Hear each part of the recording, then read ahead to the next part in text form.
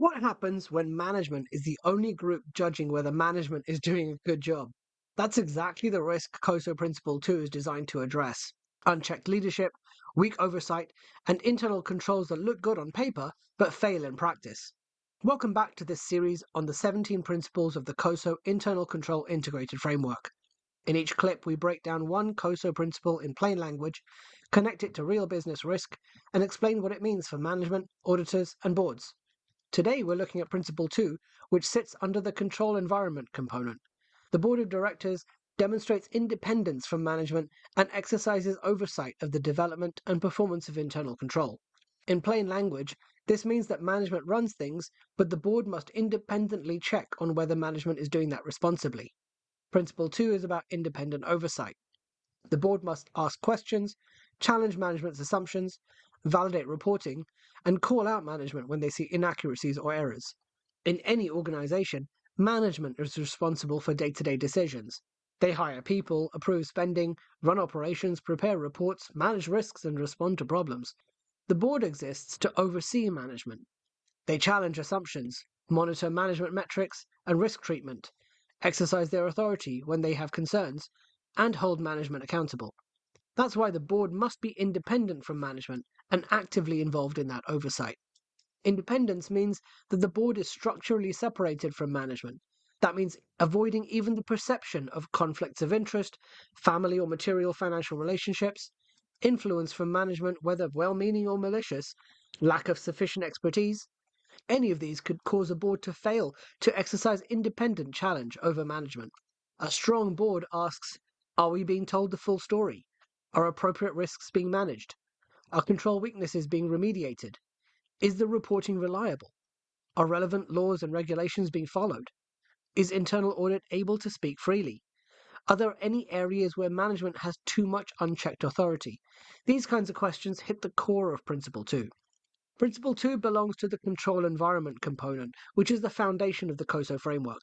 The control environment is about tone, accountability, governance, ethics, structure, and expectations. Principle 1 focuses on integrity and ethical values. Principle 2 builds on that by asking, who is watching leadership? An organization can have strong values written in a code of conduct. It can have policies, training, committees, and risk registers, but if the board is passive, uninformed, or too close to management, those controls may not work when pressure increases.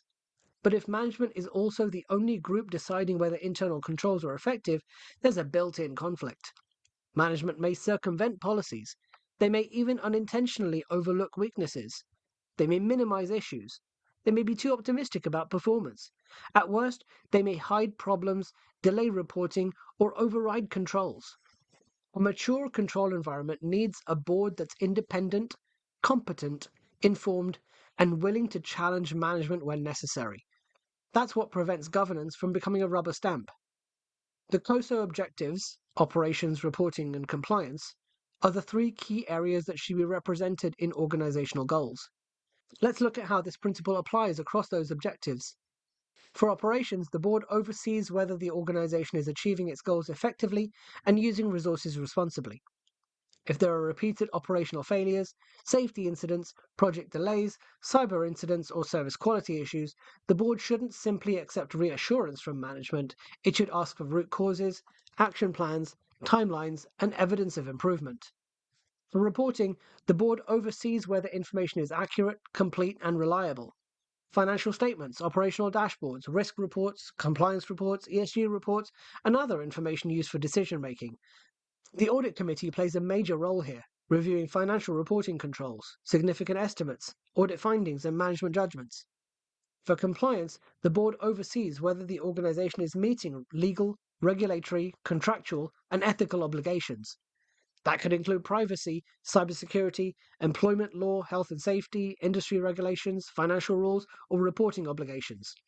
The board might be tempted to trust management. I mean, they hired competent people, right? But their job is to verify that management has a functioning system of internal control. When this principle is weak, management may become too powerful and too insulated from challenge. Control issues may be hidden or minimized. Financial results can be manipulated. Compliance breaches can be reported too late. Internal audit can be ignored. Whistleblower concerns can be dismissed, fraud risk can increase, strategic decisions can be made without proper risk oversight. The organization may still have a board, but the board becomes ceremonial rather than effective. That's the danger COSO is trying to prevent. A weak board asks, what did management tell us? A strong board asks, how do we know that's true? So what does this principle look like in practice? Let's take a look at some preventative controls. The organization should have formal board independence criteria. This helps ensure board members are not compromised by conflicts of interest, related party relationships, or management influence. The board and audit committee should have clear charters that define their oversight responsibilities for internal control, risk, compliance, financial reporting, and internal audit. Let's consider detective controls. The board should receive regular reporting on control deficiencies, audit findings, compliance issues, risk trends, fraud risks, and remediation status. The audit committee should meet privately with internal audit and external audit without management present, sometimes called an in-camera session. This gives auditors a safe channel to raise concerns directly. That said, boards sometimes ask in camera sessions, have you discussed these concerns with management? What was their response? Significant control issues should be tracked through a remediation dashboard with owners, due dates, status updates, and escalation for overdue items. The board should periodically evaluate its own effectiveness, including whether it has the right skills, independence, information quality, and challenge culture. From a risk transfer perspective, directors' liability insurance may offset some of the risk, but this must not be done without other treatments. These controls help move the board from passive oversight to active governance. An auditor looking at Principle 2 would want evidence that the board is not just independent on paper, but effective in practice. That evidence might include board and committee charters, conflict of interest declarations, board independence assessments, a board skills matrix, meeting agendas and minutes, evidence of questions, challenges, and follow-up, reports from internal audit, external audit, risk, legal, and compliance, in-camera sessions with auditors, remediation tracking for control deficiencies, whistleblower reporting summaries, board training records, annual board effectiveness assessments. The key is documentation showing that the board receives the right information, understands the risks, challenges management, and follows up when issues arise. For management, Principle 2 is a reminder that internal control is not just an audit topic. The information you provide may eventually support board-level oversight. If you hide issues, soften the facts, delay escalation, or provide incomplete reporting, the board cannot do its job. Your role is to make sure information is accurate, timely, and transparent. That means documenting key decisions, escalating control issues, cooperating with audits, and being honest when something isn't working. Strong board oversight depends on reliable information from across the organization. For auditors, Principle 2 is about assessing whether governance is real. It's not enough to confirm that the board exists or that an audit committee meets quarterly. The auditor needs to ask, is the board independent from management? Does it have the right expertise? Does it receive quality information? Does it challenge management? Does internal audit have direct access to the board? Are significant deficiencies escalated? Does board oversight lead to actual corrective action? A weak board can undermine the entire control environment.